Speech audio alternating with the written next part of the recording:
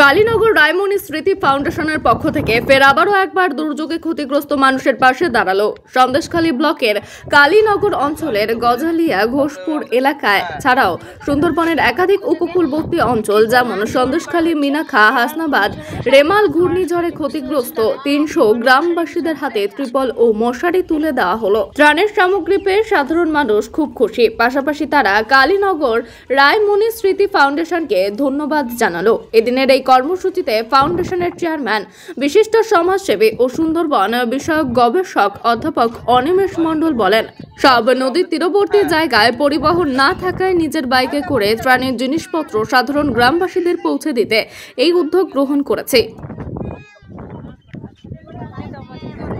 কালীনগর রায়মণি স্মৃতি ফাউন্ডেশন এই সুন্দরবন অঞ্চল সন্দেশখালী ব্লকের একটি স্বেচ্ছাসেবী সংগঠন।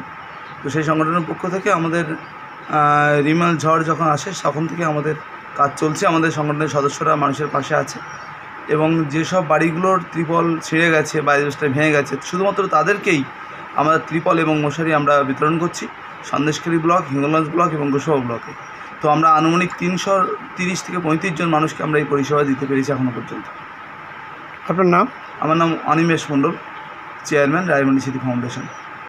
রেমাল ঘূর্ণিঝড়ে আমাদের ঘরের উপরে গাছ পড়ে ঘর ভেঙে গেছে। আমরা রায়মণি সংস্থা থেকে পলিথিন ও মশারি পেয়েছি, তার জন্য রায়মণি সংস্থাকে অসংখ্য ধন্যবাদ।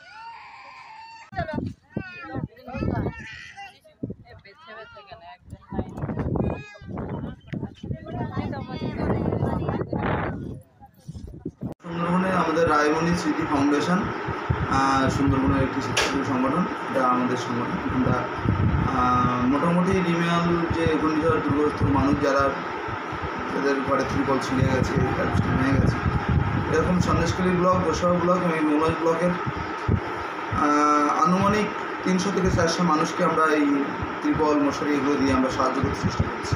আপনার নাম? আমার নাম অনিমেষ মণ্ডল, চেয়ারম্যান রায়মণি স্মৃতি ফাউন্ডেশন।